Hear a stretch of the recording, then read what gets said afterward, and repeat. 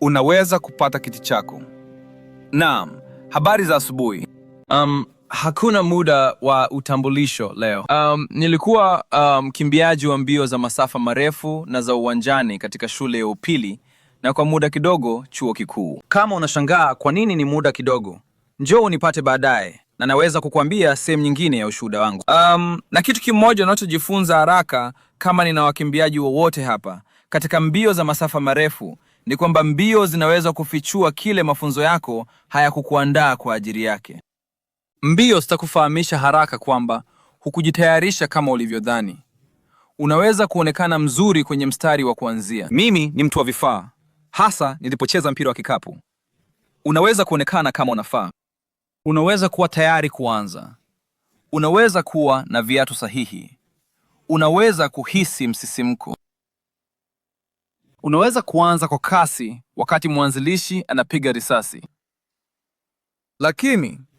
Lakini unagundua haraka kinachotokea wakati hukufanya mazoezi ipasavyo. Unaweza kuonekana mzuri mwanzoni, lakini swali katika mbio za masafa marefu, nisikie, si jinsi gani nilianza. Lakini pia unaweza kuendelea. Katika masafa marefu, uvumilivu, stamina ni sehemu muhimu ya kile tunachofanya. Kuwa na mlipuko wa nishati si sawa na kukimbia kwa uvumilivu. Unaweza kuonekana mwenye nguvu wakati wa mzunguko wa kwanza na kisha usiwe na chochote kilichobaki katika maili ya mwisho. Kama umefanya aina yoyote ya mbio za ushindani za masafa marefu, basi utakuwa unafahamu maneno haya ambayo nitakuletea, ambayo ni sungura au mkimbiaji wa mbele. Na kama haufahamu maneno haya, watu hawa wawili, kadri unavyopanda juu zaidi, shule ya upili hawana mtu yoyote, chuo kikuu na kadhalika, kimsingi wanaajiri mtu kukimbia ili kuweka kasi kwa sehemu ya kwanza ya mbio, na kwa kawaida hawamalizi. Naam, timu zilipata, na katika shule ya upili tulifanya hivi pamoja na chuo kikuu. Hatuna pesa. NIL haikuwa kubwa kama ilivyo sasa. Ni sasa nyuma ya wakati huo, na kwa hivyo hatukulipa mtu yoyote. Tungekuwa na kama mkimbiaji wa mbio fupi kukimbia sehemu ya kwanza ya mbio zetu, na kile walichofanya ni kukimbia kwa kasi kadri walivyoweza kwa asilimia fulani ya mbio, na kisha hatimaye kuchoka. Na hii ilikusudiwa kama mchezo wa akili kwa timu iliyobaki. Tulijua huyo jamaa hatamaliza kwa sababu yuko kwenye timu yetu, lakini wakimbiaji wengine hawakujua hilo. Na kwa hivyo wanapopitwa haraka sana, kuna kitu cha kiakili kinachotokea, kinachosema, mwanangu, sitaweza kumfikia huyo jamaa. Ni bora niachane nayo sasa. Anza kwa kasi bila nia ya kumaliza mbio, hakika si kumaliza vizuri. Na nilichojifunza ni kwamba watu wengi wanakaribia Ukristo kana kwamba wao ni mkimbiaji wa mbele au sungura. Tunataka kupata kile tunachoweza kupata hapa sasa hivi. Wanasisimka, wanajitosa na kutumikia si tu mahali pamoja, Stoni, kila mahali. Nataka tu kumwambia kila mtu ninayeweza kuhusu Yesu. Nataka tu kuingia. Nataka kutumikia katika maeneo yote. Nataka kusema ndiyo kwa kila kitu. Wanatoa ahadi kubwa. Wanaanza na nia njema, lakini hawajawahi kuendeleza nidhamu ya kiroho, uvumilivu, mdundo unaowasaidia kwenda umbali mrefu. Na wakati fulani wanagonga ukuta wa mfano. Wanasimama kwenye nyayo zao. Wanachoka. Wanakatishwa tamaa. Wanaacha kuonekana. Wanaacha kuomba. Labda unaacha kusoma Biblia yako. Na wanaanza kujiuliza, kuna kitu kibaya na mimi? Ilianza vizuri sana. Watu walikuwa wakiniambia kila siku, mwanangu, unahudumia vizuri sana. Sasa sifa zimepotea. Sasa sipati sifa nilizokuwa nazo. Kuna kitu kibaya na mimi. Na unaweza kuwa kwenye chumba au chini ya sauti yangu mtandaoni, San Marcos, popote ulipo. Unaweza hata kuuliza swali, je, nimeacha kabisa jambo hili la imani? Je, nimeacha Yesu? Nilianza vizuri sana. Nilikuwa na vifaa vyote sahihi. Biblia yangu ilikuwa imeandikwa, nilikuwa na alama za rangi. Nini kilitokea? Leo tutazungumzia uchovu wa kiroho tunapoendelea na mfululizo huu ambao tumekuwa tukiuita Holy ER. Sasa, uchovu wa kiroho ni zaidi ya tu kama usingizi baada ya Jumapili nzuri ya kutumikia, ingawa tunamshukuru Mungu kwa usingizi wa familia. Tunawapenda nyumbani kwetu. Lakini hii ni tofauti kabisa na hiyo. Hivi ndivyo inavyotokea wakati uchovu wa kiroho unapotokea. Ni wakati nafsi yako inahisi kuchoka na imani yako inaanza kuhisi kuwa nzito kuliko ilivyokuwa awali. Lakini habari njema ni kwamba Mungu hukutana na watu waliochoka kiroho kwa neema, ukweli na msaada, si kwa kidole cha lawama. Paulo anaweka darasa la mabingwa wa barua katika theluthi 2 za Agano Jipya analoandika, na anatuambia hili ambalo nadhani ni la busara sana. Katika 1 wa Korintho 9:4 anasema hivi: Je, hamjui kwamba katika mbio wakimbiaji wote hukimbia? Kila mtu anakimbia, Paulo anasema, lakini ni mmoja tu anayepata tuzo. Kimbia kwa namna ya kupata tuzo. Kila mtu anayeshindana katika michezo huingia katika mafunzo makali. Mafunzo makali. Paulo anatueleza kwamba maisha ya Kikristo, kutembea na Yesu, si jambo la kawaida tu, la bahati nasibu linalotokea. Si uamuzi wa bahati nasibu unaofanya. Hapana, ni makusudi. Inahitaji kuwa na makusudi. Hii ni mazungumzo ya nidhamu za kiroho za kila siku. Na kama unataka kusikia leo au la, kutembea katika uhusiano na Yesu, sote tuko kwenye jukumu. Kama unamfuata Yesu, uko kwenye jukumu. Kwa hivyo, tunafanyaje hivyo? Tunakimbiaje mbio? Tunafikiaje tuzo? Kushughulikia jukumu kwetu kutoka kwa Mungu. Naam, mstari wa nguvu wa leo unapatikana katika Waebrania 12 kuanzia mstari wa 1. Ningependa usome pamoja nami. Inasema, kwa hiyo, kwa kuwa tumezungukwa na wingu kubwa la mashahidi, na tuweke kando kila kitu kinachotuzuia na dhambi inayotuzinga kwa urahisi, na tukimbie kwa uvumilivu mbio zilizowekwa mbele yetu. Hii inamaanisha kwamba maisha ya Kikristo si tu wakati. Haikuwa mshangao, onyo la mapema, chochote unachotaka kuita. Haikuwa tu tukio ambapo uliinua mkono wako na kusema sala, na hiyo ndiyo yote katika wakati huo. Hapana. Kuna nidhamu, kuna makusudi ambayo lazima yatokee. Si mbio yoyote tu. Paulo anasema ni mbio zilizowekwa mbele yetu. Sisi, tafsiri ya Kigiriki, ni wewe na mimi. Hiyo ndiyo sisi. Imewekwa mbele yako na mimi. Kwa hivyo tutaangalia hatua kadhaa za kushinda uchovu wa kiroho. Ikiwa unachukua maelezo, unaweza kutumia programu ya simu ya Connection Church, au unaweza kuchukua kwa njia ya OG jinsi unavyotaka kufanya hivyo. Jambo la kwanza, unataka kuepuka uchovu wa kiroho, unahitaji kasi. Sio salsa unayoweza kupata HEB. Lakini unahitaji kasi. Unahitaji kasi. Stoney, unaweza kuja hapa haraka na mimi? Yuko kama. Hapana. Nataka kukupa mfano wa jinsi hii inavyoonekana.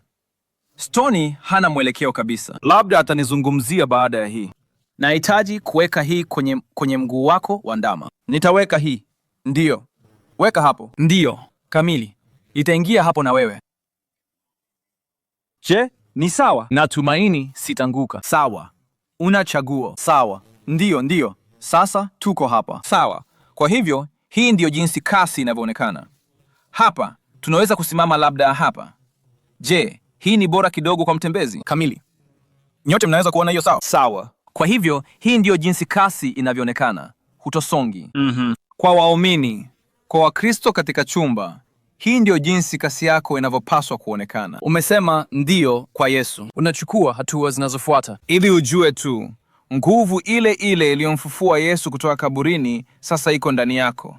Na hiyo inakuja na zawadi, anasema ni Roho Mtakatifu. Hii ndiyo jinsi hii inavyopaswa kuonekana. Kama muumini, tuko nje ya kasi. Ujui jinsi nje ya kasi inavyoonekana kama muumini? Usisonge kwa sababu itaharibu sana mfano. Sawa. Nataka kwenda upande huu. Roho Mtakatifu hataki kufanya hivyo. Lakini jamani, nataka tu kwenda kuhangout na marafiki zangu. Wako tu kwenye baa. Nitaenda tu kunywa vinywaji kadhaa. Ni sawa. Roho Mtakatifu yuko kama hapana, hapana, hapana. Sikukuita kwa hilo. Tuko nje ya kasi na tunashangaa kwa nini tunahisi kutengwa ifikapo Jumanne. Tuko nje ya kasi, na kwa hivyo inaweza kuonekana kama ni kurekebisha upya kwa muumini katika chumba kasi yako. Inaweza kuwa aina ya clunky. Unaweza kusonga nami kidogo? Sawa. Ni aina ya ajabu, lakini angalia hii. Rudi nyuma nami. Oh, tunapata usawazishaji sasa. Ndiyo. Hii ndio jinsi hii inavyoonekana. Kanyaga na mguu wangu. Sawa. Njoo. Hivyo ndivyo kasi inavyoonekana kwa muumini katika chumba. Sawa. Nitaondoa yangu kwanza, halafu wewe uende. Kamili. Hiyo ni nzuri. Hapa nenda Arabella. Asante. Oh, mzuri kukamata. Hivyo ndivyo inavyoonekana kwa muumini. Mfano wa haraka kwako. Unaweza kuwa tu nje kwa muda mfupi, lakini tunahitaji kurekebisha kasi yetu. Yesu anasema, "Wow, sikukuita kwa hilo." Subiri kidogo. Subiri. Unahitaji usisahau kile Yesu alifanya. Lakini tunaenda Jumatano na tunaishi maisha yanayoonyesha kwamba tumesahau kile Yesu alitufanyia. Maisha ya Kikristo ni marathon, sio mbio fupi. Sio mbio ya haraka kuwa wa kwanza kufika kwenye mstari wa kumalizia. Sio hivyo. Ni marathon. Uchovu mwingi wa kiroho hutokea kwa sababu watu wanajaribu kukimbia kwa kasi ambayo Mungu hakuwahi kuwauliza waendelee. Hakukuuliza ufanye hivyo. Hakukuuliza useme ndio kwa kila kitu. Halafu kulaumu kanisa kwa sababu umechoka. Kweli ni kosa la kiongozi. Nani? Walikupea chaguo. Ndio. Uliamua ndio au hapana. Kama sio kosa la kanisa kwamba hilo linatokea. Kutembea na Roho Mtakatifu na Yesu kama muumini ni kasi ambayo inapaswa kuanzishwa. Ninapenda wakati watu wanakuja kanisani kwetu na wana furaha. Wanataka kubadilisha dunia. Wanataka kufanya hivyo leo. Ninapenda. Ndiyo. Hiyo ni nzuri. Ni ya ajabu. Lakini katika kukimbia, kasi ni muhimu. Huwezi kukimbia maili moja halafu kutenda kana kwamba maili ya kwanza ni mita 100 za mwisho za mbio. Utachoka. Na ikiwa wewe ni mkimbiaji, labda utamlaumu kocha wakati sio kosa la kocha, yani Mungu. Ni nidhamu ambayo haikuingia ndani yake. Baadhi ya wakimbiaji huanza haraka sana kwa sababu ya adrenaline. Naelewa hilo. Ninaelewa. Inafurahisha. Nataka tu kwenda. Baadhi wanachukua haraka sana kwa sababu wanajaribu kuendana na mtu mwingine. Nisikilize. Baadhi wanachukua haraka sana kwa sababu wanafikiri mbio zitakuwa rahisi kuliko ilivyo kweli. Na baadhi ya Wakristo hufanya vivyo hivyo. Wanajaribu kuwa wakomavu kiroho mara moja. Wanapuuza utakaso na kitendo cha kumruhusu Roho Mtakatifu kuchukua muda. Kusema ndiyo kwa Yesu, kutoa maisha yako kwa Kristo ni kwa wakati mmoja. Utakaso hutokea anapokufinyanga kuwa mkimbiaji au mtu wa Mungu ambaye amekuita kuwa. Inachukua muda. Haiwezi kutokea mara moja. Haiwezi kutokea hivyo. Wanahudumu katika kila huduma. Wanalinganisha imani yao na imani ya mtu mwingine. Salamu Instagram. Wanafikiri ikiwa watapunguza kasi, wanashindwa. Ikiwa nitachukua tu mapumziko, mimi nimekosa alama. Kuishi kwa Yesu hakuhitaji mlipuko mdogo wa adrenaline ya kiroho. Inahitaji uvumilivu wa uaminifu. Nilipokuwa nikikimbia, nililazimika kujifunza sikuweza kuamini jinsi nilivyohisi mwanzoni mwa mbio. Unajisikia vizuri mwanzoni mwa mbio. Una kasi yako. Uko tayari kuendelea. Lakini kama huna mwendo sahihi kwa mbio zote, utaanza kushuka haraka sana. Kila mtu anashangilia mwanzoni mwa mbio za kuvuka nchi kama hukujua. Kuna maili za kati pale, ni vita vya akili kabisa. Inasikika kama unafahamu. wa Kristo na ni rahisi kumsifu Mungu. Unaenda nyumbani na kupata tairi bovu. Jamaa, nini? Je, yeye ni mwaminifu? Je, kweli atatokea kama nilivyofikiria atatokea? Ni kweli kiroho. Kuna nyakati ambapo imani yako inahisi kusisimua. Umechochewa. Unapenda ibada. Unapenda kuhudumu. Unapenda kuwa kanisani. Uko tayari kufanya chochote kwa ajili ya Mungu. Lakini kama imani yako imejengwa tu kwenye msisimko wa kihisia, Utapata shida wakati hisia zinapopotea kila wakati. Tumaini halitadumisha maisha yako ya Kikristo. Unaenda umbali kwa kubaki au kukaa ndani ya Yesu. Yohana chapter 15 verses 4 through 5. Kaa ndani yangu, nami nitakaa ndani yenu. Kwa maana tawi haliwezi kuzaa matunda likikatwa kutoka mzabibu, na hamwezi kuwa na matunda isipokuwa mkikaa ndani yangu. Yesu anasema, ndiyo, mimi ni mzabibu, ninyi ni matawi.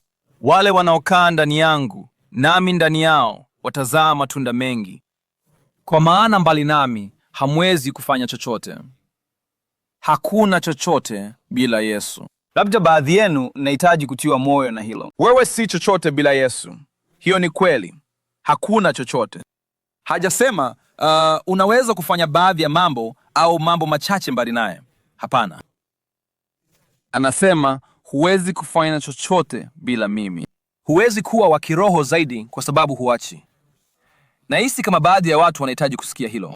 Kupumzika ni muhimu. Huwezi kuwa na kujitolea zaidi kwa sababu umechoka kila wakati. Yesu hakukuita uchoke kwa ajili yake. Alikuita ukae ndani yake. Baadhi yenu mmechoka, na jibu si kuacha kumfuata Yesu. Unaweza kuhitaji kuacha kukimbia kwa mwendo usiofaa kiafya. Unaweza kuhitaji kuacha kulinganisha muda wako wa mbio na muda wa mbio wa mtu mwingine. Wakati mwingine, jambo la kiroho zaidi unaloweza kufanya ni kupunguza mwendo ili Yesu arejeshe nafsi yako. Mwendo unaopuuza nafsi yako, hatimaye utaathiri nafsi yako. Jambo la pili ni kwamba unahitaji mpango. Uvumilivu hautokei kwa bahati, kwa njia. Kama uvumilivu, huwezi tu kukutana na ujasiri. Unajua, kama ni kitu ambacho unahitaji kufanya kazi kuelekea. Paulo anasema katika kwaja wa Korintho 9 tuliyosoma tu, kwamba kila mtu anayeshindana katika michezo huingia kwenye mafunzo makali. Mafunzo makali, uvumilivu, stamina, haya yanahitaji makusudi. Hakuna mtu anayefanya mazoezi kwa bahati kwa ajili ya marathon. Sijawahi kusikia mtu akisema, ndiyo, nilikuwa natembea sana, kwa hiyo nikaamua kuanza kukimbia na ikawa hivi. Ikawa maili 26. Haifanyiki tu. Hilo halitoke. Haifanyiki hivyo. Hakuna mtu anayepata umbo la mbio kwa bahati. Hakuna mtu anayelisha mwili wake vizuri kwa bahati. Hakuna mtu anayelala vizuri kwa bahati. Ni kwa makusudi, na unahitaji kuwa na mpango. Na kiroho, unahitaji mpango pia. Sio tu nia njema. Sio tu kwenda kanisani siku ya Jumapili mara moja kwa wakati. Sio tu nitasoma Biblia nitakapopata nafasi. Sio tu nitaomba wakati maisha yanapokuwa mabaya sana. Unahitaji mpangilio wa kiroho unaokusaidia kupokea kutoka kwa Mungu na kumimina kwa Mungu. Sehemu mbili za mpango. Ya kwanza ni kupokea. Unahitaji kulishwa kiroho. Hii ni sehemu ya mpango. Unahitaji kulishwa kiroho. Biblia ni kama wanga wa Kikristo. Kila mkimbiaji wa umbali mrefu anajua kwamba wanga ni muhimu sana. Kabla ya mbio, lazima ujaze mafuta. Huwezi kufika ukiwa mtupu na kutarajia mwili wako ufanye kile ambacho hukuiandaa. Unahitaji kujaza mfumo wako. Neno la Mungu ni mafuta kwa nafsi yako na nafsi yangu. Mathayo na plan 4, vesikara 4. Yesu alisema, mtu ataishi kwa mkate pekee, bali kwa kila neno litokalo katika kinywa cha Mungu. Kila neno litokalo katika kinywa cha Mungu. Kwa Mkristo yeyote katika chumba hiki, acha hili liwe onyo kwako kwamba kuchoka kiroho kunaweza kuwa mwanzo wa Ukristo wa uvuguvugu. Inawezekana tu kwamba umekuwa ukipumzika kwenye maadili yako. Umekuwa ukisema tu, jamaa, niko sawa, naweza kujikusanya nguvu za kutosha. Labda wewe ndiye jamaa ambaye ana tattoo inayosema usimwamini mtu yeyote. Usimwamini mtu yeyote. Na wapenda watu hao. Lazima wamwamini mtu. Unajua ninachomaanisha Stu? Lazima wamwamini mtu. Huwezi kujikusanya nguvu za kutosha. Huwezi kufanya hivyo. Lazima utegemee juu ya uamuzi wa makusudi wa kulishwa kiroho, kujilisha kiroho. Huwezi kukimbia leo kwa aya uliosikia miezi 6 iliyopita. Sasha, nisikie. Mungu atasema aya hiyo hiyo katika maisha yako miezi 6 baadaye. Inachosema ni, maana yake ni kwamba umekuwa umekaa na hujasoma Biblia yako kwa miezi 6.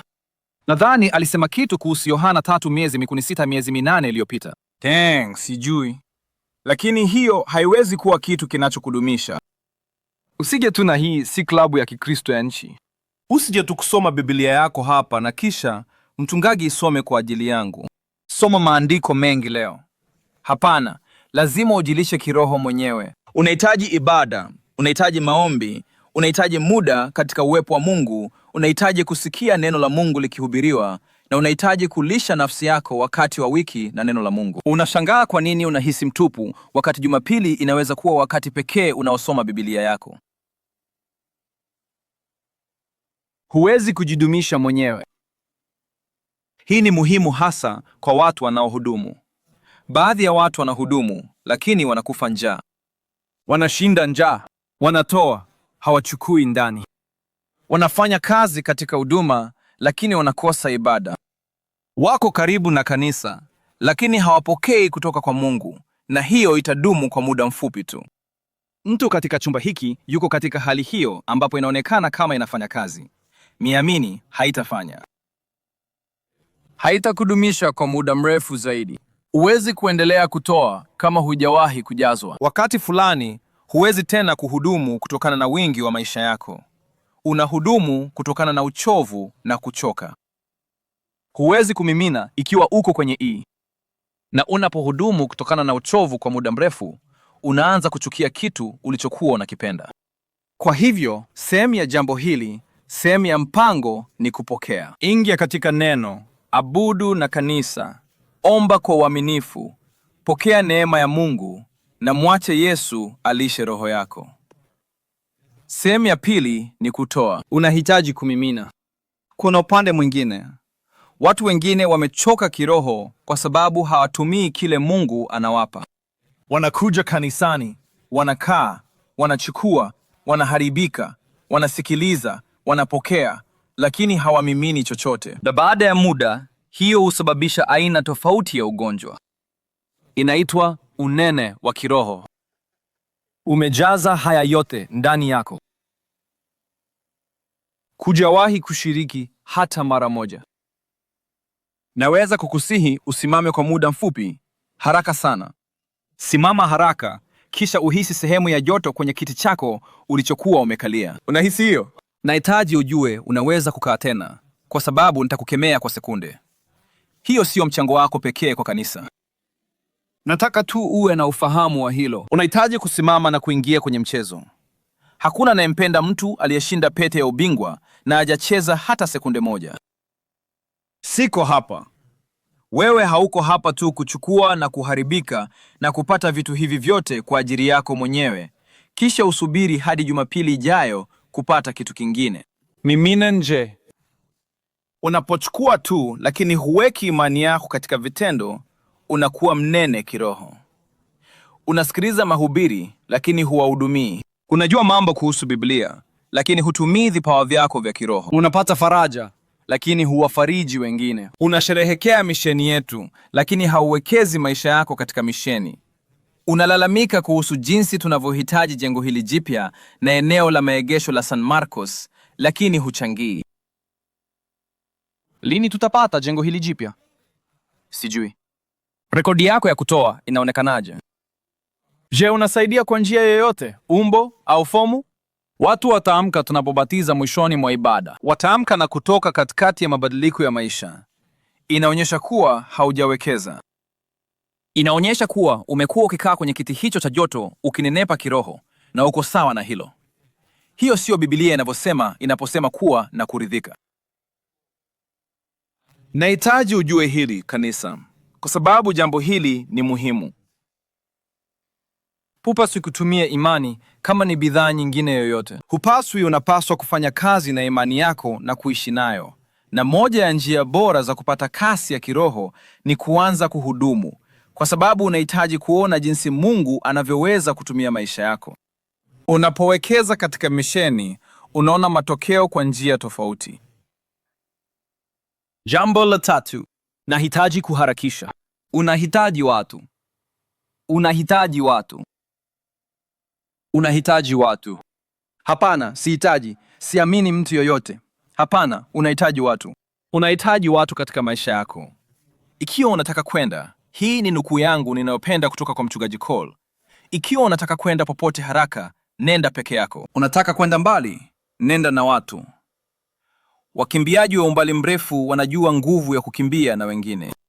Unajua jinsi ilivyo muhimu. Nahitaji mtu tu kunisukuma ninapoanza kuchoka kidogo. Nahitajika mtu kusema, hey, toka kwenye mawazo yako. Endelea kusonga. Tuko karibu kufika kwenye mstari wa kumalizia. Nilikuwa na watu siku ya 4 ya kambi ya michezo wakiniambia hivyo. Tuko karibu kufika, mchungaji Raudi. Tuko karibu kufika kwenye mstari wa kumalizia. Ni ukumbusho mzuri. Inapanga mawazo yangu na kuweka upya kama, subiri. Tunafanya haya kwa ajili ya nini? Watoto 156 walimpa Yesu maisha yao. Hiyo ndiyo tunafanya kwa ajili yake. Sijali jinsi nilivyochoka. Hiyo ndiyo tunafanya kwa ajili yake. Unajitoa kwenye mawazo yako mwenyewe. Unaanza kusikiliza mashaka yako unapokuwa peke yako. Unaanza kuamini wewe ndiye pekee unayepambana. Unaanza kufikiria hakuna mtu atakayegundua ikiwa uliacha. Unahitaji kuwa karibu na watu. Waebrania 2 inaanza. Okuwa tumezungukwa na wingu kubwa la mashahidi. Ni nani mashahidi wako? Ni nani wingu lako kubwa la mashahidi? Sisemi kuhusu marafiki 10 wa Facebook ulionao. 9, samahani, kwa sababu mmoja wao labda ni mama yako.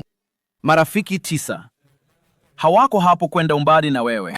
Ndiyo, unahitaji watu katika maisha yako. Hiyo inaonekanaje kwetu? Vikundi vya kuunganisha. Ndiyo, hiyo. Wakati mimi na mke wangu tulipitia msimu mgumu zaidi wa maisha yetu, hatukuwa peke yetu. Tulikuwa na watu hapo pamoja nasi. Jumapili ni kipaumbele na ibada, mahubiri na kukutana na watu wa Mungu. Hiyo ni sehemu ya kile tunachofanya. Lakini pia unahitaji watu wanaojua jina lako. Na inatokea katika kuhudumu pamoja na timu zako. Inatokea pia katika vikundi vya kuunganisha, ambapo unaingia na watu, unapata kufanya maisha na watu. Toka nje ya kuta hizi 4. Nenda kwa nyumba ya mtu. Gawanya mkate na mtu. Kabla hujajua, hapa ndipo upweke unaweza kufanya. Inageuka kuwa uchovu, ambao unageuka kuwa kuchoka. Lakini jamii na muunganiko hubadilisha udhaifu kuwa uvumilivu. Jambo la mwisho, dakika 4 za ziada. Unahitaji kusudi. Kwa muumini ndani ya chumba, kumbuka unakimbilia Yesu. Hakuna kingine, sio umaarufu, sio jukwaa, sio mwangaza. Sijali kuhusu yote hayo. Unakimbilia Yesu. Paulo anaandika, na wanafanya hivyo kupata taji ambalo halitadumu kwa mambo ya kimwili, lakini tunafanya hivyo kupata taji ambalo litadumu milele. Kusudi hubadilisha kiwango chetu cha uvumilivu. Ikiwa hujui kwa nini unakimbia, utaacha wakati inakuwa ngumu. Ndiyo, na niamini itakuwa ngumu. Kuna nyakati ndani ya safari yangu na Yesu ambapo ilikuwa changamoto sana, lakini niliweza kuelekeza macho yangu kwa Yesu, au watu walikuwa katika maisha yangu kunikumbusha macho yangu yanahitaji kuelekea wapi. Macho yangu yanahitaji kuelekea wapi. Kuna hisia ya juu ya mkimbiaji, lakini pia kuna ukuta wa mkimbiaji. Kuna nyakati ambapo imani inahisi kusisimua, ibada inahisi kuwa na nguvu, huduma inahisi kuwa na maana, na unaona matunda ya ajabu, matokeo fulani. Pia kuna maili za katikati ambapo hakuna anayeshangilia, Hakuna anayepiga kelele jina lako. Hakuna aliye kwenye meza ya maji kukupa maji unapopita mbio na umechoka. Maili za katikati ni pale ambapo msisimko unaanza kupungua. Inaanza kuhisi mbali zaidi kuliko ilivyowahi kuhisi hapo awali. Katika mbio za nyika, watu hushangilia mwanzoni na mwishoni, lakini katikati unapata kimya.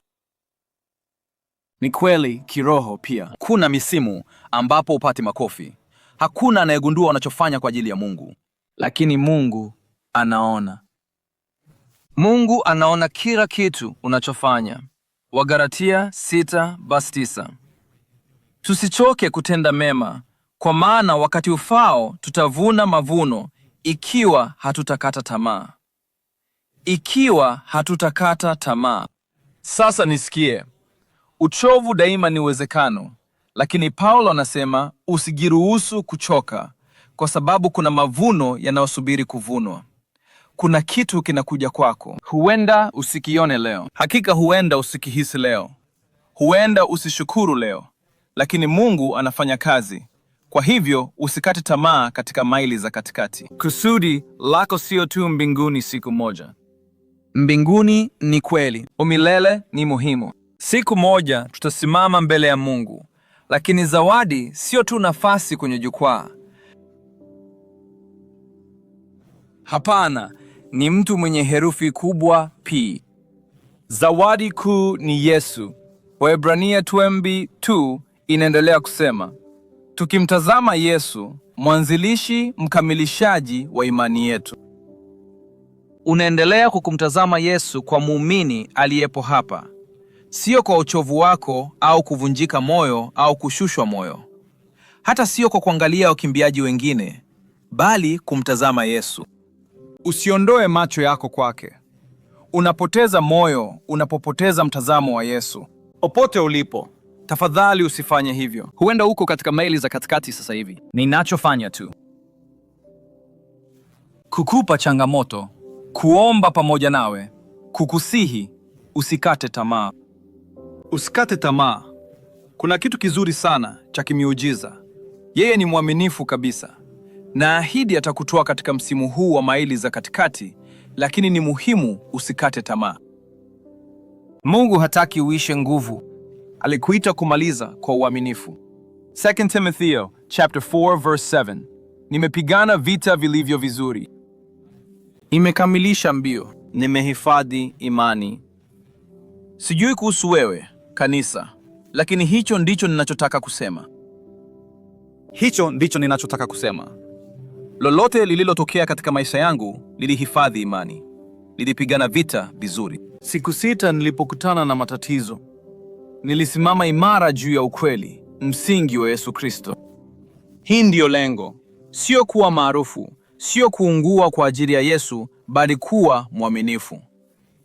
Sijui kama nina muda wa hii, tutajaribu hata hivyo. Mtu ambaye alitumia muda mwingi kukimbia katika Biblia kutoka kwa Mungu. Wengi wao. Lakini Yona, sura 4, Agano la Kale. Unataka kusoma haraka?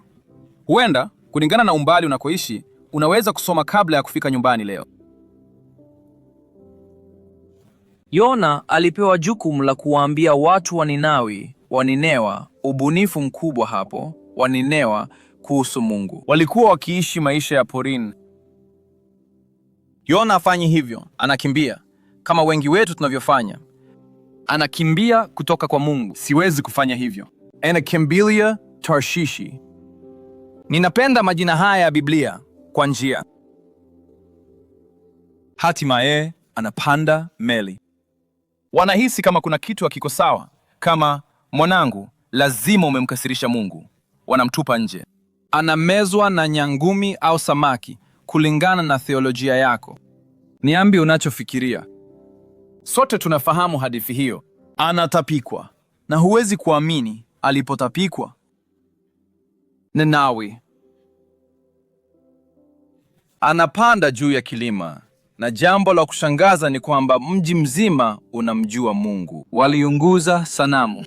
Mambo yote ya ajabu waliokuwa wakifanya, waliacha kuyafanya. Yona anakaa juu ya kilima na anajisikia vibaya kiroho. kama wengi wetu tunavyofanya. Hata nasema, Mungu, nilijua ungeweza kufanya hivi. Ni dai la ajabu.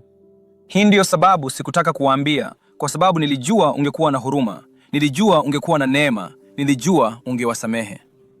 Ni ajabu kumwambia Mungu hivyo. Siwezi hata kufikiria. Lakini tunafanya hivyo. Tunafanya hivyo. Anakaa juu ya kilima, anajisikia vibaya. Hatimaye anasema, kama ingekuwa bora uniue. Ingekuwa bora nife. Akiangalia mabadiliko ya maisha mbele yake, akijisikia vibaya kuhusu kinachotokea kibinafsi. Je, hiyo inasikika kama inafahamika? Akiangalia ikitokea. Mungu anakuza mmea kwa sababu ana joto. Anasema, bado, nadhani ingekuwa. Anajisikia vibaya tu. Kuna mdudu anayekuja, anatia shimo kwenye mmea, anakula mmea wote. Anakasirika. Akiangalia mabadiliko ya maisha. Angalia hii. Haitatokea, lakini utanisikiliza tu. Sawa? Yona 4:10-11. Lakini Bwana alisema, umejali kuhusu mmea huu, ingawa hukutunza au kuufanya ukue. Ulikuwa usiku mmoja na kufa usiku mmoja. Je, sipaswi kuwa na wasiwasi kwa mji mkubwa wa Ninawi, ambamo kuna zaidi ya watu 120,000 ambao hawawezi kutofautisha mkono wao wa kulia na wa kushoto, na pia wanyama wengi? Huo ndio mwisho wa hadithi ya Yona. Hatujasikia tena kuhusu Yona. Kuna alama ya swali mwishoni mwa hiyo. Kwa muumini aliyepo hapa leo, hii inaweza tu kutumika kama ukumbusho kwetu. Mwanangu, tunahitaji kufanya kazi kwenye baadhi ya mambo. Niko pamoja nawe. Jiunge na klabu. Tujiunge na klabu ya Wakristo wanaokimbia. Tuendelee na safari hii, na hii iwe kama kumbusho. Sifa kwa Mungu, atafanya kitu cha ajabu. Lakini kwa mtu aliyeko hapa ambaye amekuwa akikimbia, au mtandaoni ambaye amekuwa akikimbia, au huko San Marcos ambaye amekuwa akikimbia kutoka kwa Mungu, hadithi ya Yona ilimalizika na alama ya kuuliza. Naweza kukutia moyo leo. Yako haihitaji kuwa hivyo. Hadithi yako haihitaji kumalizika na alama ya kuuliza. Ikiwa unajiuliza, je, naenda mbinguni? Je, naenda kuzimu? Je, namjua Mungu? Je, nimemkubali Yesu? Hilo linaweza kubadilika kwa muda mfupi, na wewe pia unaweza kuwa kwenye mbio pamoja nasi. Nahitaji ujue kwamba kile Yesu alichofanya msalabani kilifanya zaidi ya kutuwezesha kuishi maisha bora. Sio lengo la mafanikio ya maisha.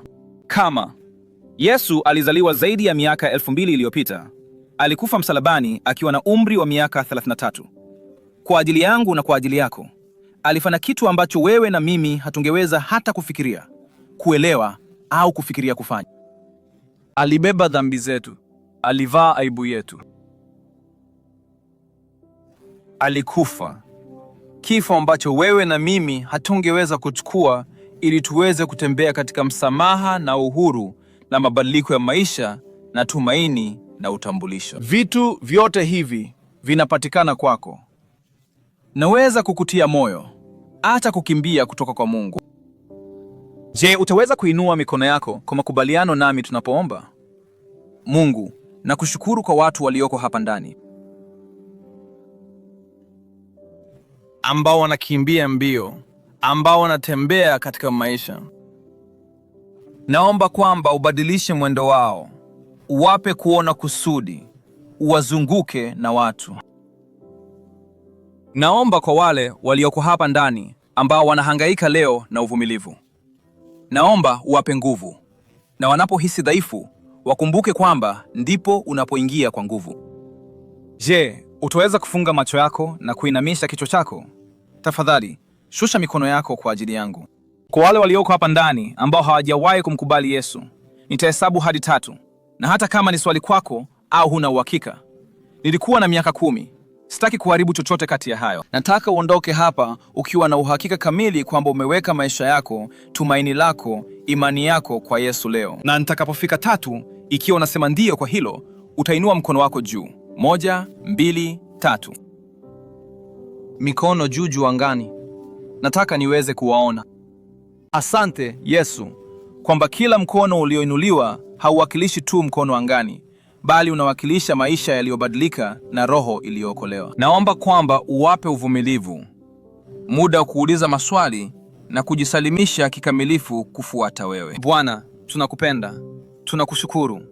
Tunaomba haya kwa jina la Yesu. Amina. Unaweza kupata kiti chako. Naam, habari za asubuhi. Hakuna muda wa utambulisho leo. Nilikuwa mkimbiaji wa mbio za masafa marefu na za uwanjani katika shule ya upili na kwa muda kidogo chuo kikuu. Kama unashangaa kwa nini ni muda kidogo, njoo unipate baadaye na naweza kukuambia sehemu nyingine ya ushuhuda wangu. Na kitu kimoja unachojifunza haraka kama nina wakimbiaji wowote hapa katika mbio za masafa marefu ni kwamba mbio zinaweza kufichua kile mafunzo yako hayakukuandaa kwa ajili yake. Mbio zitakufahamisha haraka kwamba hukujitayarisha kama ulivyodhani. Unaweza kuonekana mzuri kwenye mstari wa kuanzia. Mimi ni mtu wa vifaa, hasa nilipocheza mpira wa kikapu. Unaweza kuonekana kama unafaa. Unaweza kuwa tayari kuanza.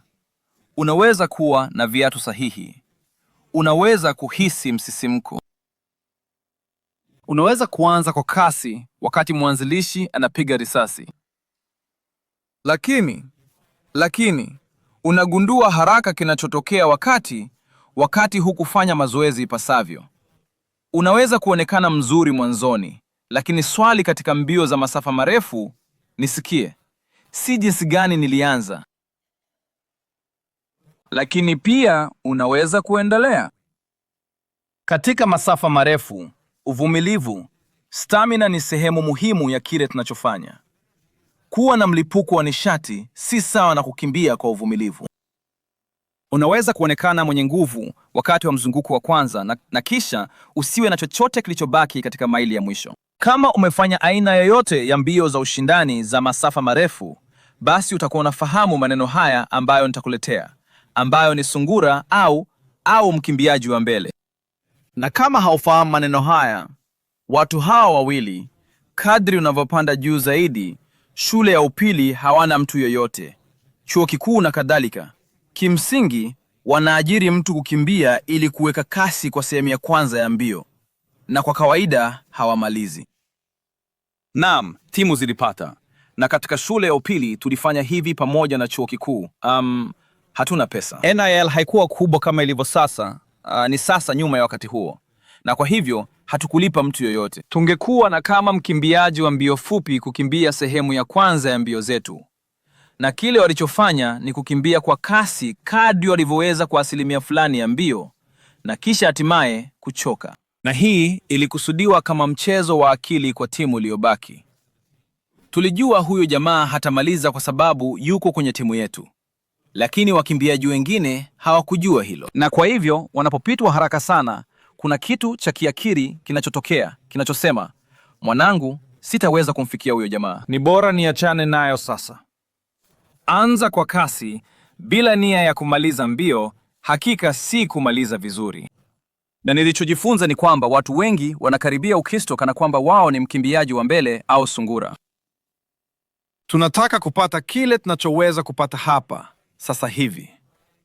Wanasisimka, wanajitosa na kutumikia si tu mahali pamoja, Stoni, kila mahali. Nataka tu kumwambia kila mtu ninayeweza kuhusu Yesu. Nataka tu kuingia. Nataka kutumikia katika maeneo yote. Nataka kusema ndiyo kwa kila kitu. Wanatoa ahadi kubwa. Wanaanza na nia njema, lakini hawajawahi kuendeleza nidhamu ya kiroho, uvumilivu, mdundo unaowasaidia kwenda umbali mrefu. Na wakati fulani wanagonga ukuta wa mfano. Wanasimama kwenye nyayo zao, wanachoka, wanakatishwa tamaa, wanaacha kuonekana, wanaacha kuomba. Labda unaacha kusoma Biblia yako, na wanaanza kujiuliza, kuna kitu kibaya na mimi? Ilianza vizuri sana. Watu walikuwa wakiniambia kila siku, mwanangu, unahudumia vizuri sana. Sasa sifa zimepotea. Sasa sipati sifa nilizokuwa nazo. Kuna kitu kibaya na mimi. Na unaweza kuwa kwenye chumba au chini ya sauti yangu mtandaoni, San Marcos, popote ulipo. Unaweza hata kuuliza swali, je, Nimeacha kabisa jambo hili la imani. Je, nimeacha Yesu? Nilianza vizuri sana. Nilikuwa na vifaa vyote sahihi. Biblia yangu ilikuwa imeandikwa, nilikuwa na alama za rangi. Nini kilitokea? Nini kilitokea? Leo tutazungumzia uchovu wa kiroho tunapoendelea na mfululizo huu ambao tumekuwa tukiuita Holy ER. Sasa, uchovu wa kiroho ni zaidi ya tu kama usingizi baada ya Jumapili nzuri ya kutumikia, ingawa tunamshukuru Mungu kwa usingizi wa familia. Tunawapenda nyumbani kwetu. Lakini hii ni tofauti kabisa na hiyo. Hivi ndivyo inavyotokea wakati uchovu wa kiroho unapotokea. Ni wakati nafsi yako inahisi kuchoka na imani yako inaanza kuhisi kuwa nzito kuliko ilivyokuwa awali. Lakini habari njema ni kwamba Mungu hukutana na watu waliochoka kiroho kwa neema, ukweli na msaada, si kwa kidole cha lawama. Paulo anaweka darasa la mabingwa wa barua katika theluthi 2 za Agano Jipya analoandika, na anatuambia hili ambalo nadhani ni la busara sana. Katika 1 wa Korintho 9:4 anasema hivi: Je, hamjui kwamba katika mbio wakimbiaji wote hukimbia? Kila mtu anakimbia, Paulo anasema, lakini ni mmoja tu anayepata tuzo. Kimbia kwa namna ya kupata tuzo. Kila mtu anayeshindana katika michezo huingia katika mafunzo makali. Mafunzo makali. Paulo anatueleza kwamba maisha ya Kikristo, Kutembea na Yesu, si jambo la kawaida tu, la bahati nasibu linalotokea. Si uamuzi wa bahati nasibu unaofanya. Hapana, ni makusudi. inahitaji kuwa na makusudi. Hii ni mazungumzo ya nidhamu za kiroho za kila siku. Na kama unataka kusikia leo au la, Kutembea katika uhusiano na Yesu, sote tuko kwenye jukumu. kama unamfuata Yesu, uko kwenye jukumu. Kwa hivyo, tunafanyaje hivyo? Tunakimbiaje mbio? Tunafikiaje Tuzo.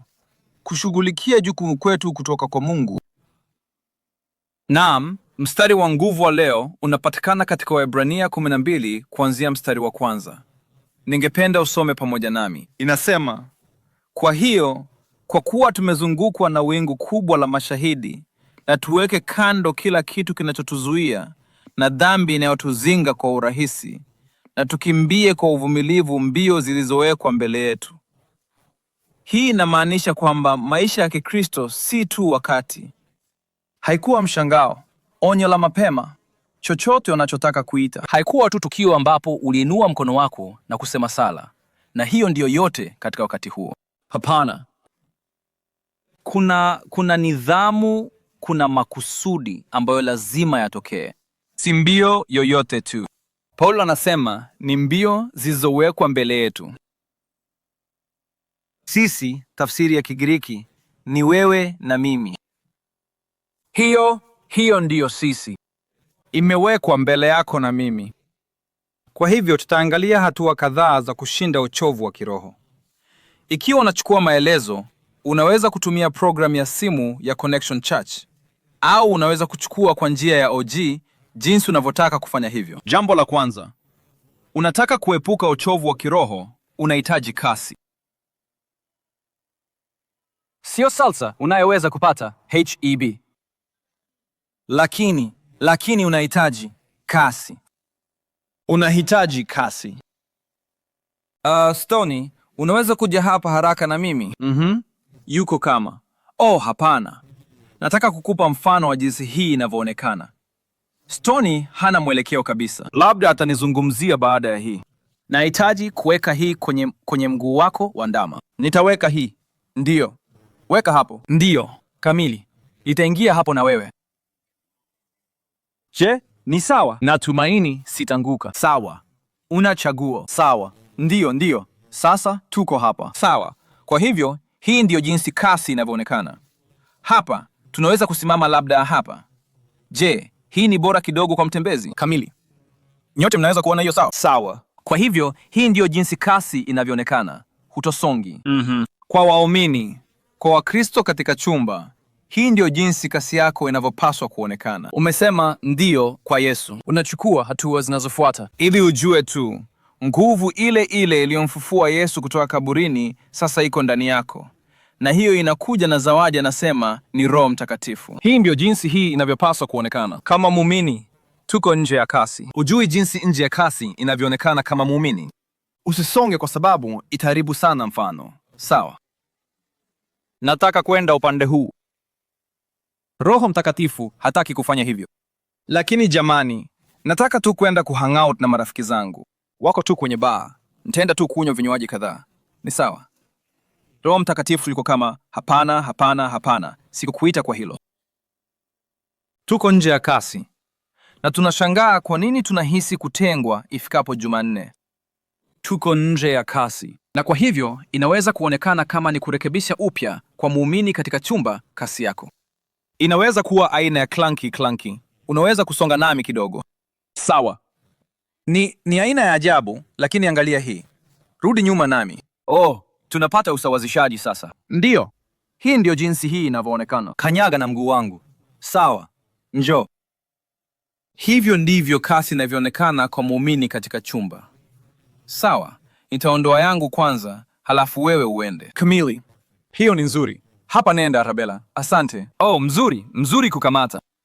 Hivyo ndivyo inavyoonekana kwa muumini. Mfano wa haraka kwako. Unaweza kuwa tu nje kwa muda mfupi, lakini tunahitaji kurekebisha kasi yetu.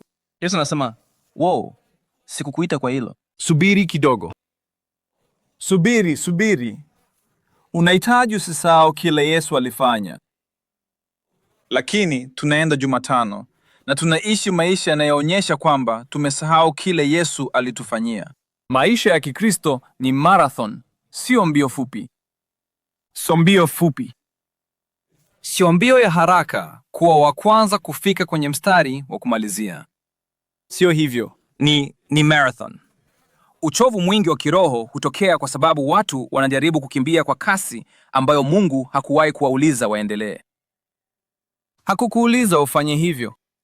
Hakukuuliza useme ndio kwa kila kitu. Halafu kulaumu kanisa kwa sababu umechoka. Kweli ni kosa la kiongozi. Nani? Walikupea chaguo. Ndio. Uliamua ndio au hapana. Kama sio kosa la kanisa kwamba hilo linatokea. Kutembea na Roho Mtakatifu na Yesu kama muumini ni kasi ambayo inapaswa kuanzishwa. Ninapenda wakati watu wanakuja kanisani kwetu na wana furaha. Wanataka kubadilisha dunia. Wanataka kufanya hivyo leo. Ninapenda. Ndiyo. Hiyo ni nzuri. Ni ya ajabu. Lakini katika kukimbia, kasi ni muhimu. Huwezi kukimbia maili moja halafu kutenda kana kwamba maili ya kwanza ni mita 100 za mwisho za mbio. Utachoka.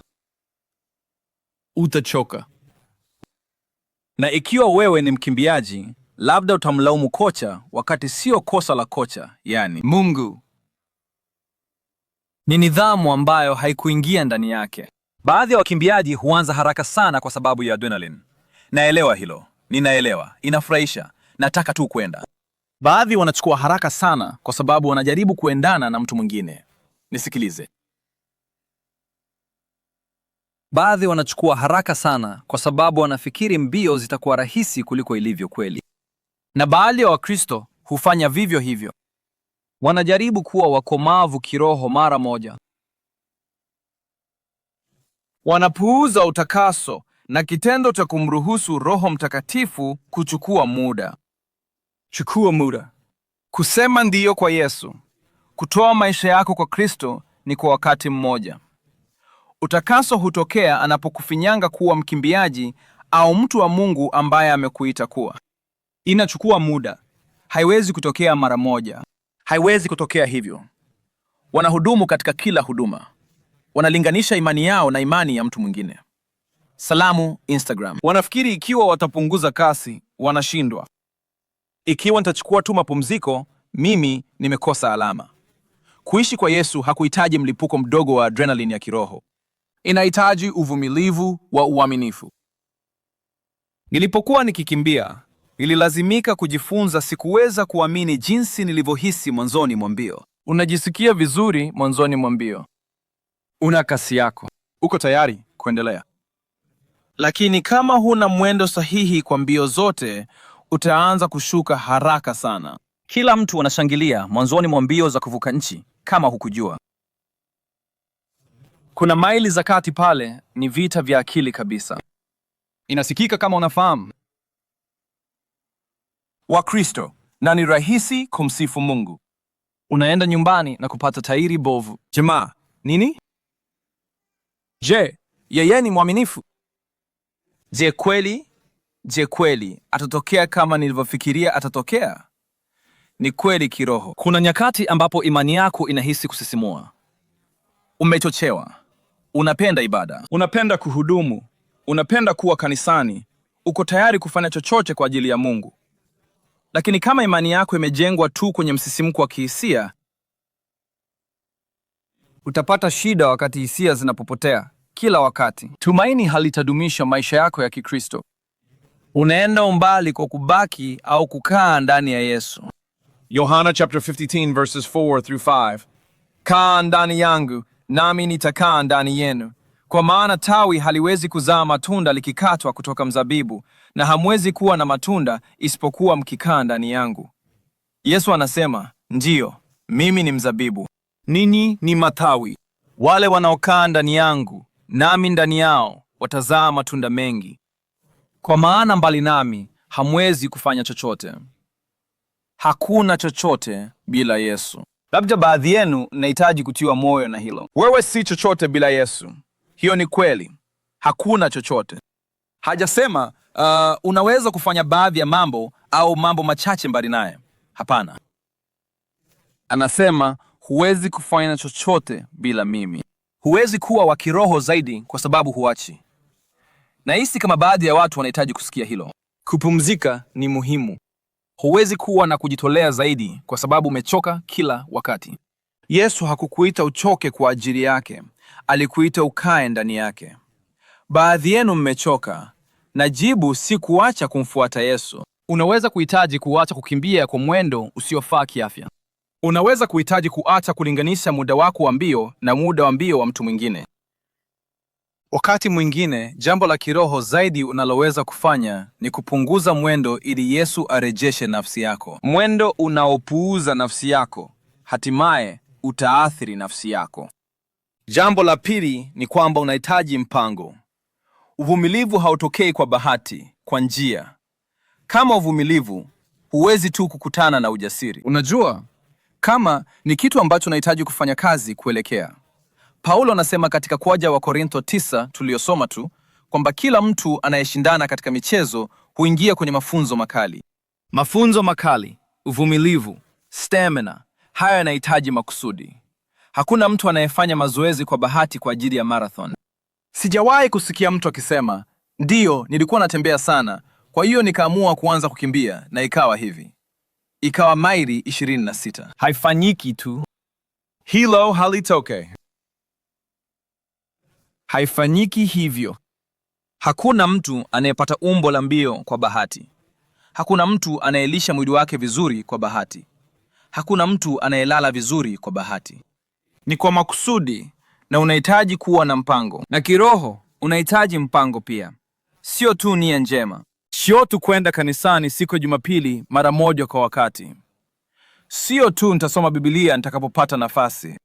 Sio tu nitaomba wakati maisha yanapokuwa mabaya sana. Unahitaji mpangilio wa kiroho unaokusaidia kupokea kutoka kwa Mungu na kumimina kwa Mungu. Sehemu mbili za mpango. Ya kwanza ni kupokea. Unahitaji kulishwa kiroho. Hii ni sehemu ya mpango. Unahitaji kulishwa kiroho. Biblia ni kama wanga wa Kikristo. Kila mkimbiaji wa umbali mrefu anajua kwamba wanga ni muhimu sana. Kabla ya mbio, lazima ujaze mafuta. Huwezi kufika ukiwa mtupu na kutarajia mwili wako ufanye kile ambacho hukuiandaa. Unahitaji kujaza mfumo wako. Neno la Mungu ni mafuta kwa nafsi yako na nafsi yangu. Mathayo na plan 4, vesikara 4. Yesu alisema, mtu ataishi kwa mkate pekee, bali kwa kila neno litokalo katika kinywa cha Mungu. Kila neno litokalo katika kinywa cha Mungu.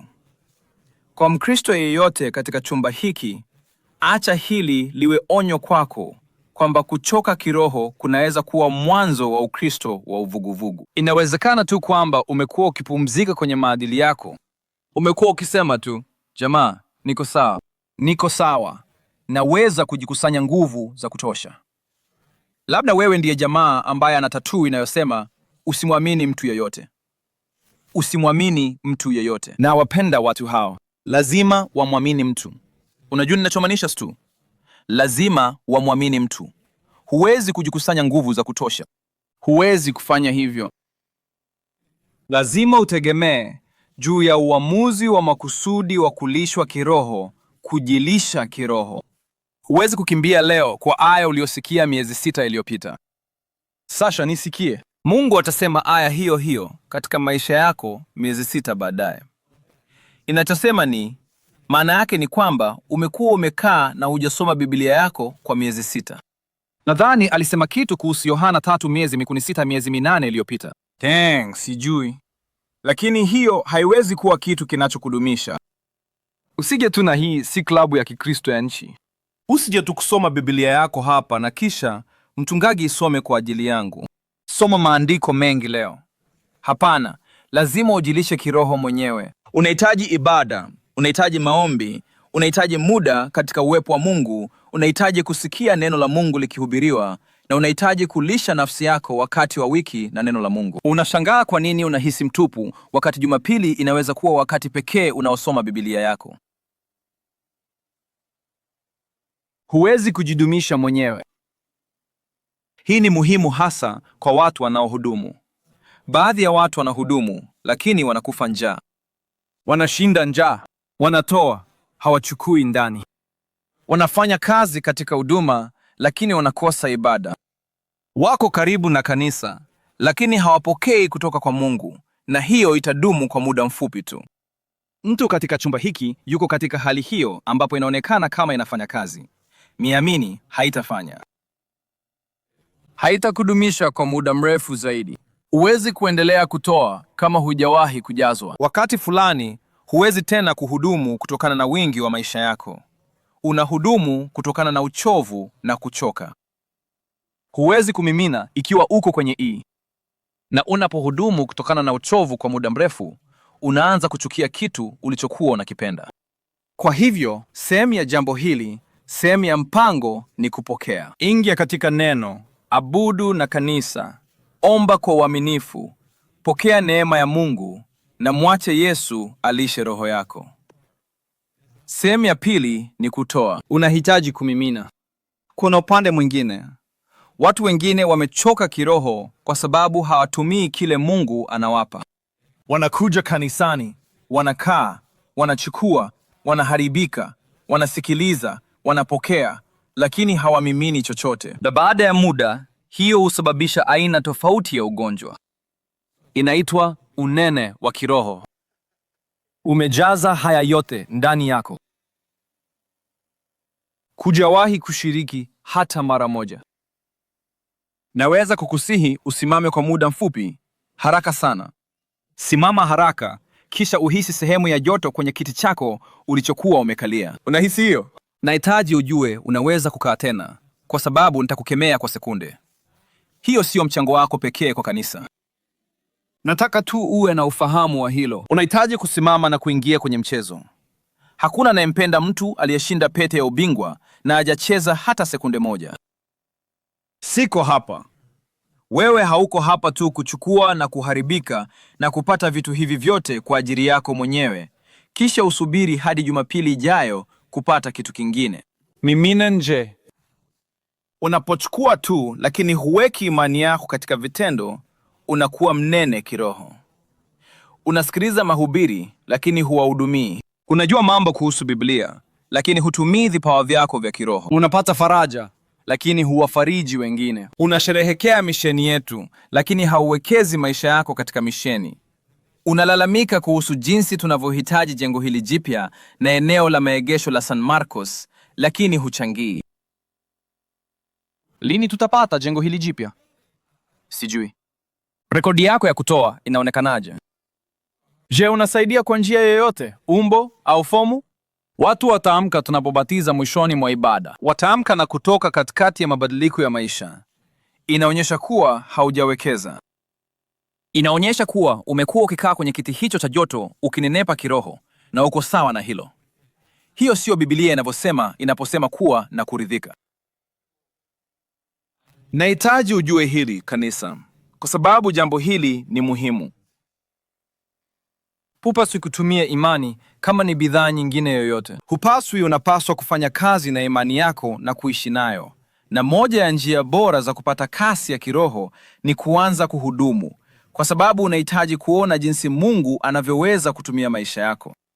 Unapowekeza katika misheni, unaona matokeo kwa njia tofauti. Jambo la 3, nahitaji kuharakisha. Unahitaji watu. Unahitaji watu. Unahitaji watu. Hapana, sihitaji. Siamini mtu yoyote. Hapana, unahitaji watu. Unahitaji watu katika maisha yako. Ikiwa unataka kwenda, hii ni nukuu yangu ninayopenda kutoka kwa mchungaji Cole. Ikiwa unataka kwenda popote haraka, nenda peke yako. Unataka kwenda mbali, nenda na watu. Wakimbiaji wa umbali mrefu wanajua nguvu ya kukimbia na wengine. Unajua jinsi ilivyo muhimu. Nahitaji mtu tu kunisukuma ninapoanza kuchoka kidogo. Nahitajika mtu kusema, hey, toka kwenye mawazo yako. Endelea kusonga. Tuko karibu kufika kwenye mstari wa kumalizia. Nilikuwa na watu siku ya 4 ya kambi ya michezo wakiniambia hivyo. Tuko karibu kufika, mchungaji Raudi. Tuko karibu kufika kwenye mstari wa kumalizia. Ni ukumbusho mzuri. Inapanga mawazo yangu na kuweka upya kama, subiri. Tunafanya haya kwa ajili ya nini? Watoto 156 walimpa Yesu maisha yao. Hiyo ndiyo tunafanya kwa ajili yake. Sijali jinsi nilivyochoka. Hiyo ndiyo tunafanya kwa ajili yake. Unajitoa kwenye mawazo yako mwenyewe. Unaanza kusikiliza mashaka yako unapokuwa peke yako. Unaanza kuamini wewe ndiye pekee unayepambana. Unaanza kufikiria hakuna mtu atakayegundua ikiwa uliacha. Unahitaji kuwa karibu na watu. Waebrania 2 inaanza. Okuwa tumezungukwa na wingu kubwa la mashahidi. Ni nani mashahidi wako? Ni nani wingu lako kubwa la mashahidi? Sisemi kuhusu marafiki 10 wa Facebook ulionao. 9, samahani, kwa sababu mmoja wao labda ni mama yako. Marafiki 9. Hawako hapo kwenda umbali na wewe. Ndiyo, unahitaji watu katika maisha yako. Hiyo inaonekanaje kwetu? Vikundi vya kuunganisha. Ndiyo, hiyo. Wakati mimi na mke wangu tulipitia msimu mgumu zaidi wa maisha yetu, hatukuwa peke yetu. Tulikuwa na watu hapo pamoja nasi. Jumapili ni kipaumbele na ibada, mahubiri na kukutana na watu wa Mungu. Hiyo ni sehemu ya kile tunachofanya. Lakini pia unahitaji watu wanaojua jina lako. Na inatokea katika kuhudumu pamoja na timu zako. Inatokea pia katika vikundi vya kuunganisha, ambapo unaingia na watu, unapata kufanya maisha na watu. Toka nje ya kuta hizi 4. Nenda kwa nyumba ya mtu. Gawanya mkate na mtu. Kabla hujajua, hapa ndipo upweke unaweza kufanya. Inageuka kuwa uchovu, ambao unageuka kuwa kuchoka. Lakini jamii na muunganiko hubadilisha udhaifu kuwa uvumilivu. Jambo la mwisho, dakika 4 za ziada. Unahitaji kusudi. Kwa muumini ndani ya chumba, kumbuka unakimbilia Yesu. Hakuna kingine, sio umaarufu, sio jukwaa, sio mwangaza. Sijali kuhusu yote hayo. Unakimbilia Yesu. Paulo anaandika, na wanafanya hivyo kupata taji ambalo halitadumu kwa mambo ya kimwili, lakini tunafanya hivyo kupata taji ambalo litadumu milele. Kusudi hubadilisha kiwango chetu cha uvumilivu. Ikiwa hujui kwa nini unakimbia, Utaacha wakati inakuwa ngumu. Ndiyo, na niamini itakuwa ngumu. Kuna nyakati ndani ya safari yangu na Yesu ambapo ilikuwa changamoto sana, lakini niliweza kuelekeza macho yangu kwa Yesu au watu walikuwa katika maisha yangu kunikumbusha macho yangu yanahitaji kuelekea wapi. Macho yangu yanahitaji kuelekea wapi. Kuna hisia ya juu ya mkimbiaji, lakini pia kuna ukuta wa mkimbiaji. Kuna nyakati ambapo imani inahisi kusisimua, ibada inahisi kuwa na nguvu, huduma inahisi kuwa na maana, na unaona matunda ya ajabu, matokeo fulani. Pia kuna maili za katikati ambapo hakuna anayeshangilia, hakuna anayepiga kelele jina lako, hakuna aliye kwenye meza ya maji kukupa maji unapopita mbio na umechoka. Maili za katikati ni pale ambapo msisimko unaanza kupungua. Inaanza kuhisi mbali zaidi kuliko ilivyowahi kuhisi hapo awali. Katika mbio za nyika, watu hushangilia mwanzoni na mwishoni, lakini katikati unapata kimya.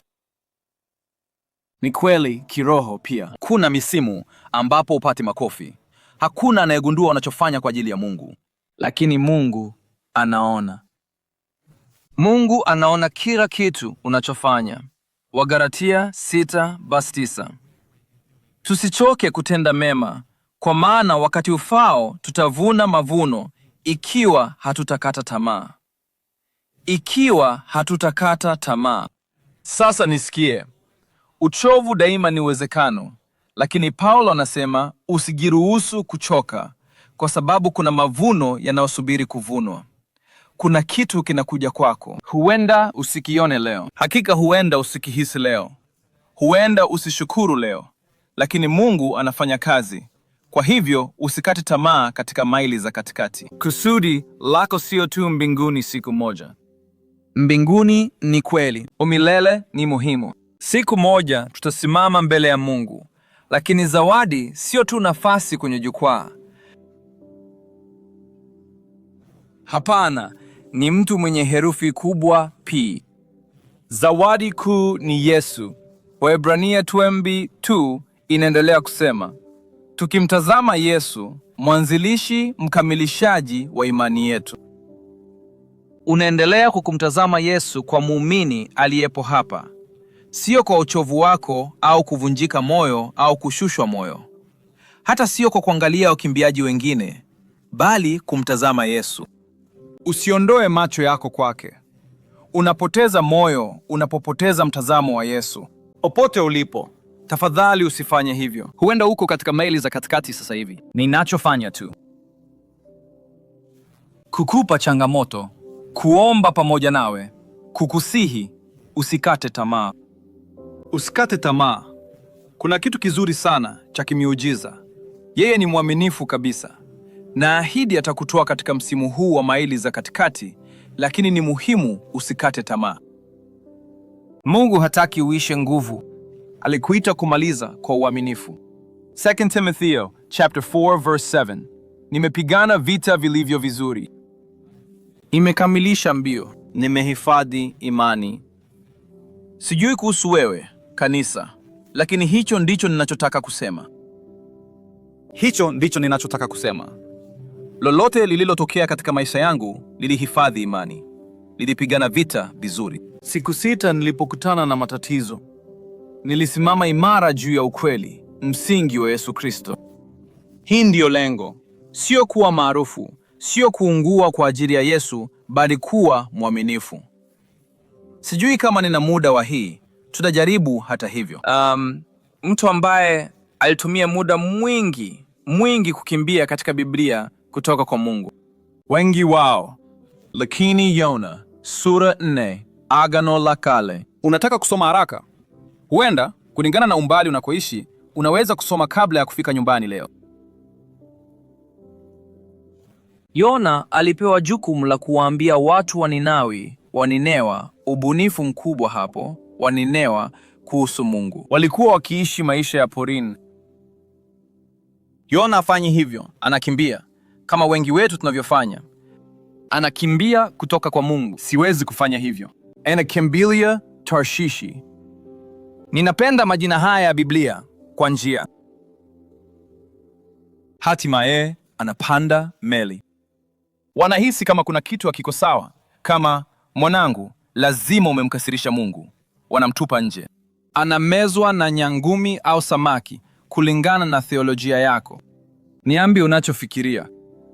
Sote tunafahamu hadithi hiyo. Anatapikwa, na huwezi kuamini alipotapikwa. Ninawi anapanda juu ya kilima, na jambo la kushangaza ni kwamba mji mzima unamjua Mungu. Waliunguza sanamu. Mambo yote ya ajabu waliokuwa wakifanya waliacha kuyafanya. Yona anakaa juu ya kilima na anajisikia vibaya kiroho, kama wengi wetu tunavyofanya. Hata nasema, Mungu, nilijua ungeweza kufanya hivi. Ni dai la ajabu. Hii ndiyo sababu sikutaka kuwaambia, kwa sababu nilijua ungekuwa na huruma, nilijua ungekuwa na neema, nilijua ungewasamehe. Ni ajabu kumwambia Mungu hivyo. Siwezi hata kufikiria. Lakini tunafanya hivyo. Tunafanya hivyo. Anakaa juu ya kilima, anajisikia vibaya. Hatimaye anasema, kama ingekuwa bora uniue. Ingekuwa bora nife. Akiangalia mabadiliko ya maisha mbele yake, akijisikia vibaya kuhusu kinachotokea kibinafsi. Je, hiyo inasikika kama inafahamika? Akiangalia ikitokea. Mungu anakuza mmea kwa sababu ana joto. Anasema, bado, nadhani ingekuwa. Anajisikia vibaya tu. Kuna mdudu anayekuja, anatia shimo kwenye mmea, anakula mmea wote. Anakasirika. Akiangalia mabadiliko ya maisha. Angalia hii. Haitatokea, lakini utanisikiliza tu. Sawa? Yona 4:10-11. Lakini Bwana alisema, umejali kuhusu mmea huu, ingawa hukutunza au kuufanya ukue. Ulikuwa usiku mmoja na kufa usiku mmoja. Je, sipaswi kuwa na wasiwasi kwa mji mkubwa wa Ninawi, ambamo kuna zaidi ya watu 120,000 ambao hawawezi kutofautisha mkono wao wa kulia na wa kushoto, na pia wanyama wengi? Huo ndio mwisho wa hadithi ya Yona. Hatujasikia tena kuhusu Yona. Kuna alama ya swali mwishoni mwa hiyo. Kwa muumini aliyepo hapa leo, hii inaweza tu kutumika kama ukumbusho kwetu. Mwanangu, tunahitaji kufanya kazi kwenye baadhi ya mambo. Niko pamoja nawe. Jiunge na klabu. Tujiunge na klabu ya Wakristo wanaokimbia. Tuendelee na safari hii, na hii iwe kama kumbusho. Sifa kwa Mungu, atafanya kitu cha ajabu. Lakini kwa mtu aliyeko hapa ambaye amekuwa akikimbia, au mtandaoni ambaye amekuwa akikimbia, au huko San Marcos ambaye amekuwa akikimbia kutoka kwa Mungu, hadithi ya Yona ilimalizika na alama ya kuuliza. Naweza kukutia moyo leo. Yako haihitaji kuwa hivyo. Hadithi yako haihitaji kumalizika na alama ya kuuliza. Ikiwa unajiuliza, je, naenda mbinguni? Je, naenda kuzimu? Je, namjua Mungu? Je, nimemkubali Yesu? Hilo linaweza kubadilika kwa muda mfupi, na wewe pia unaweza kuwa kwenye mbio pamoja nasi. Nahitaji ujue kwamba kile Yesu alichofanya msalabani kilifanya zaidi ya kutuwezesha kuishi maisha bora. Sio lengo la mafanikio ya maisha. Kama Yesu alizaliwa zaidi ya miaka 2000 iliyopita, alikufa msalabani akiwa na umri wa miaka 33. Kwa ajili yangu na kwa ajili yako, alifanya kitu ambacho wewe na mimi hatungeweza hata kufikiria, kuelewa au kufikiria kufanya. Alibeba dhambi zetu. Alivaa aibu yetu. Alikufa. Kifo ambacho wewe na mimi hatungeweza kuchukua ili tuweze kutembea katika msamaha na uhuru na mabadiliko ya maisha na tumaini na utambulisho. Vitu vyote hivi vinapatikana kwako. Naweza kukutia moyo, hata kukimbia kutoka kwa Mungu. Je, utaweza kuinua mikono yako kwa makubaliano nami tunapoomba? Mungu, nakushukuru kwa watu walioko hapa ndani, ambao wanakimbia mbio, ambao wanatembea katika maisha. Naomba kwamba ubadilishe mwendo wao, uwape kuona kusudi, uwazunguke na watu. Naomba kwa wale walioko hapa ndani ambao wanahangaika leo na uvumilivu.